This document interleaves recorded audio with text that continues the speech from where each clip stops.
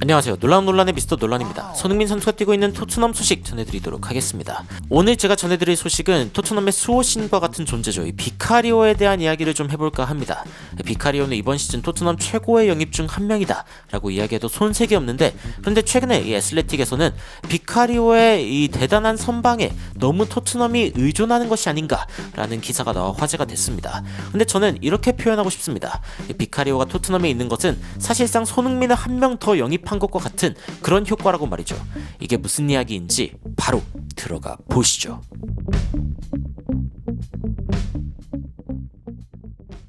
토트넘 팬들에게 손흥민 선수가 얼마나 가치 있는 선수인지는 사실 크리스마스 선물만 봐도 알 수 있습니다. 드디어 이 크리스마스 선물로 손흥민 선수의 저지를 받았다라고 이제 이야기를 하는 사람도 있고, 그리고 어떤 분들은 토트넘의 옛날 유니폼을 선물 받고서 굉장히 좋아하는 그런 사람도 있었습니다. 최근에 토트넘 홈페이지 가보면은 이 토트넘 옛날 유니폼, 클래식 유니폼들도 좀 팔더라고요.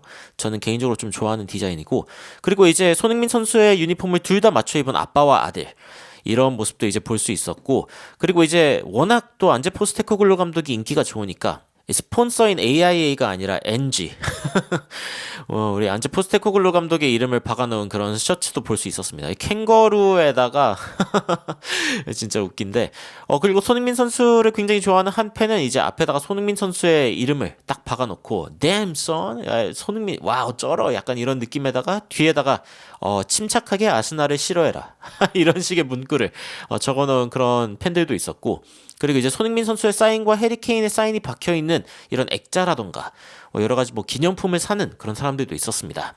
그런데 제가 방금 이 손흥민 선수를 한 명 더 영입한 것 같은 효과를 내고 있는 선수가 있다고 했는데, 그게 누구냐? 바로 비카리오 선수입니다. 비카리오 선수가 왜 손흥민을 한 명 더 영입한 것 같은 효과냐라고 이야기할 수 있는데, 이 다음 기사를 살펴보면 알 수 있습니다. 자, 이 비카리오가 너무 잘해주고 있죠. 이 토트넘에서 최고의 모습을 보여주고 있는 선수 중 한 명인데, 토트넘이 너무 의존하는 거 아니냐라는 질문이 애슬레틱에서 나왔습니다.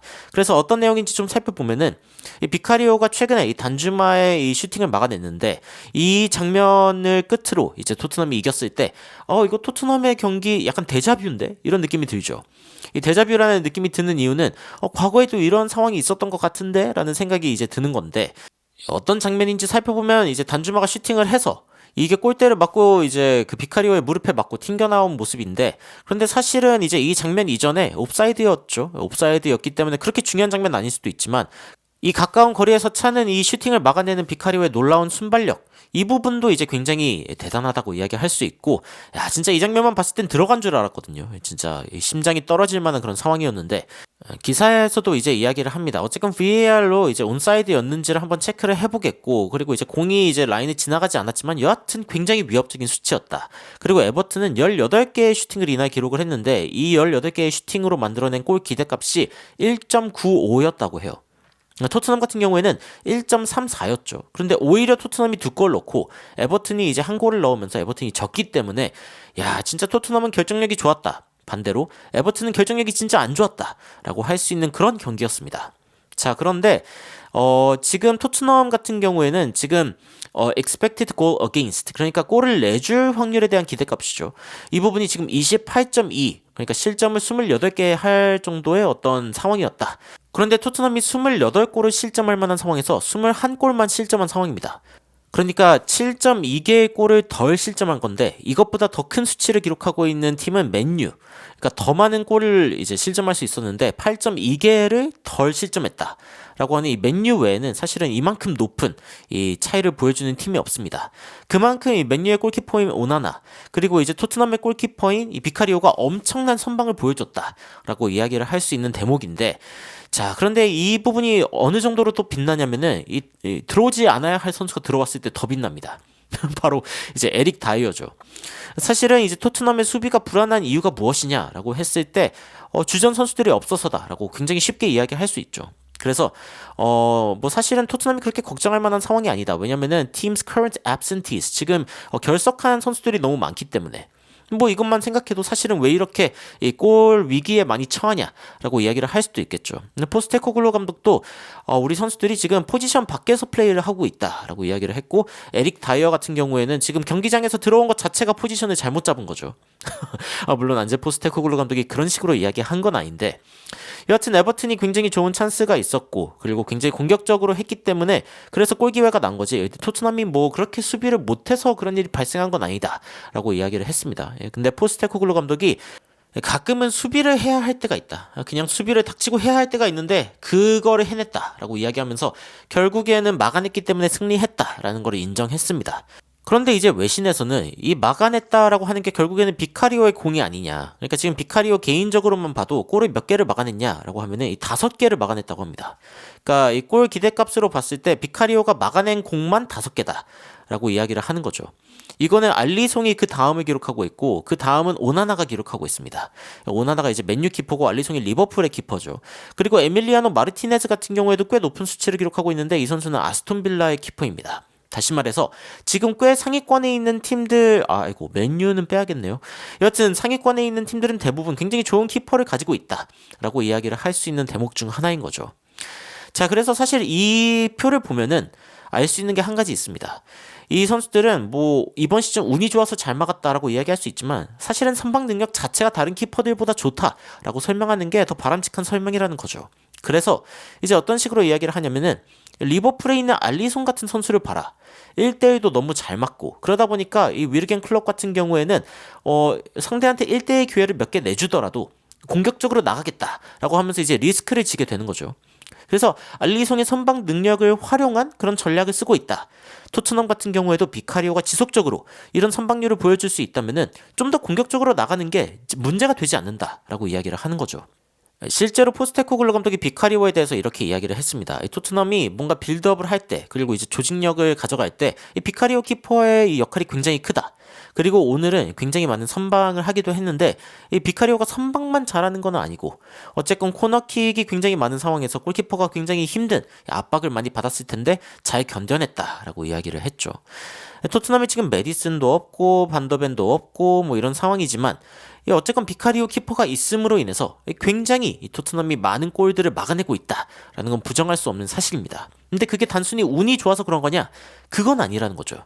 그리고 이제 프레이저 포스터 키퍼한테는 미안하지만 어쨌건 비카리오가 없는 토트넘은 진짜 견딜 수 없는 생각이다라고 이야기를 하면서 어쨌건 토트넘은 무조건 비카리오가 필요하다라고 이제 기사가 마무리를 지었습니다. 근데 이런 비카리오의 모습, 그러니까 다른 키퍼들보다 훨씬 그 능력이 좋은 다른 키퍼 같은 경우에는 이제 5개의 실점을 더 했을 수도 있고 토트넘이 이제 최근 같은 시기를 보면 알 수 있지만 5개의 실점을 더 했더라면은 지금 절대 리그 4위에 있을 수가 없는 그런 팀이죠. 이런 걸 보면서 토트넘이 운이 좋았네 어쩌네 이렇게 이야기할 수도 있지만 저는 실력이라고 생각이 듭니다. 그리고 그 이유가 뭐냐면은 바로 손흥민 때문입니다. 사실 손흥민 선수가 이 통계를 거스르는 대표적인 선수 중 한 명입니다. 여러분들도 이미 알고 계시겠지만 최근 손흥민 선수가 보여주고 있는 이 기대값에 비해서 이 골 결정력은 엄청난 수준이죠.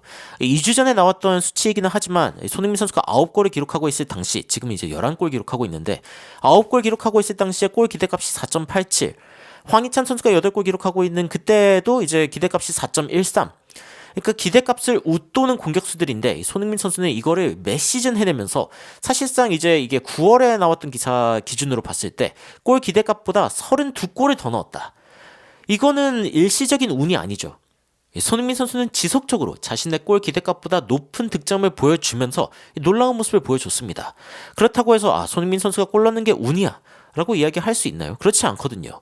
이 손흥민 선수가 지속적으로 이런 모습을 보여주고 있기 때문에 토트넘은 손흥민이라는 전략을 이 손흥민 선수의 골 결정력에 기대고 있는 부분이 있기는 하죠.